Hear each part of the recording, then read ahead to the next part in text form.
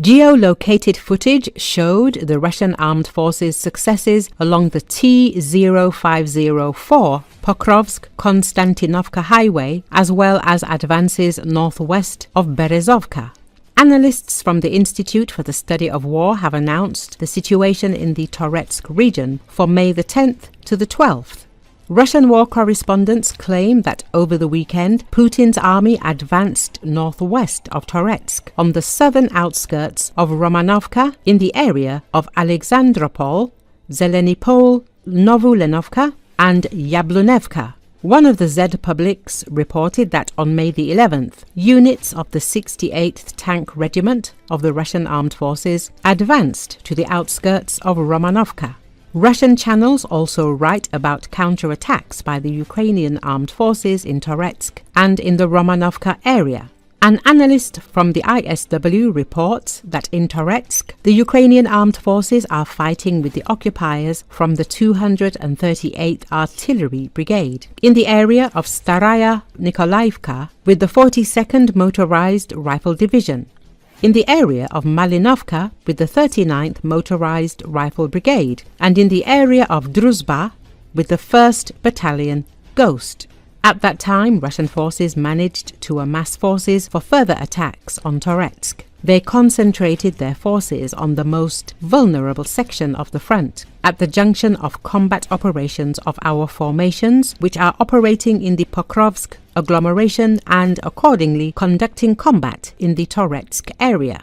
The enemy struck at this junction quite successfully and has achieved success, noted former spokesman of the General Staff of the Armed Forces of Ukraine, Vladislav Zelensky, in a comment to RBC Ukraine. Russian telegram channels also report that Russian Armed Forces units are engaged in combat in Staraya Nikolaevka and Alexandropol, simultaneously conducting clearances near Kadirov. All these settlements are located southwest of Toretsk. The Russians also carried out several attacks towards Mirnorad, which is located east of Pokrovsk, using armored vehicles. This is dangerous. While we were fighting the enemy in the Udachny area, we didn't notice its advance east of Mirnorad.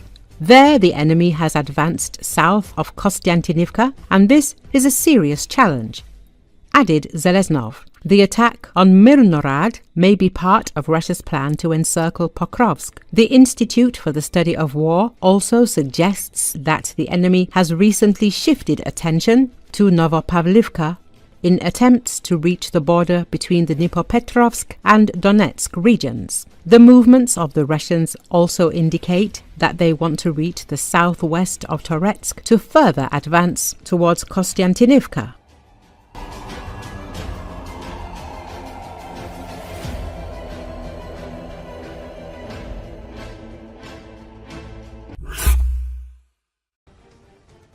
Veterans remain a thorn in the side of the Russian government.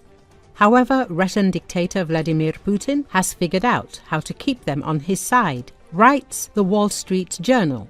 The publication cited the example of Russian Major Amir Argamkov, who served in Syria, led a battle in Ukraine, and took part in military parades in Moscow on May the 9th, 3 times. Now he is building a career in politics.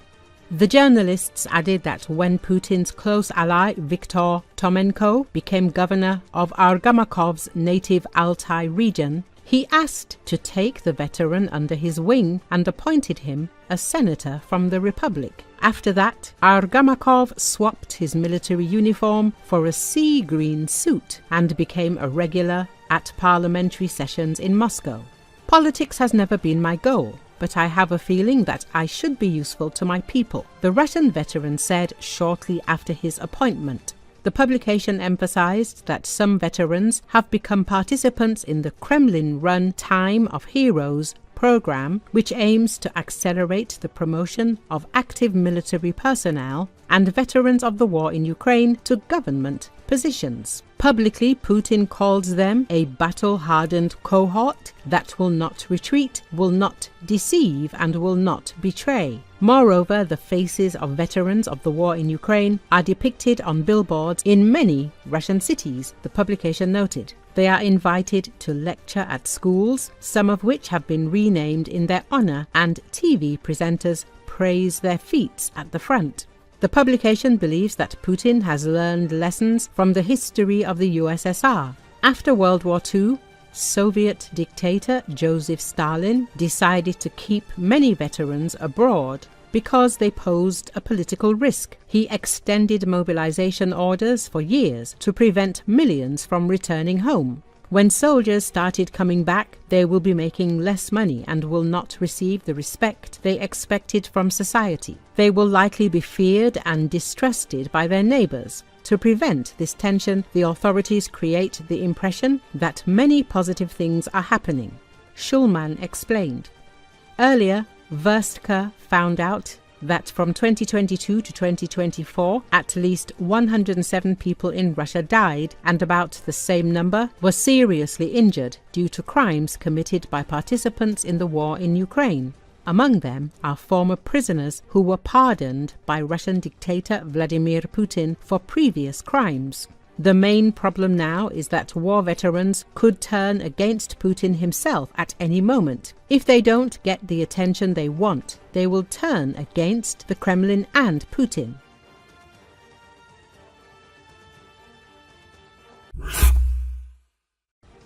In occupied Mariupol, residents continue to fight for their right to housing and a normal life. Against the backdrop of the so-called DPR Day, locals recorded a video message in which they protested against the arbitrariness of the occupation authorities, stating that they do not feel part of the DPR or Russia, Astra writes. On May the 11th, the so-called birthday of the fake DPR is celebrated in the occupied territories of the Donetsk region of Russia, the anniversary of the illegal referendum of 2014.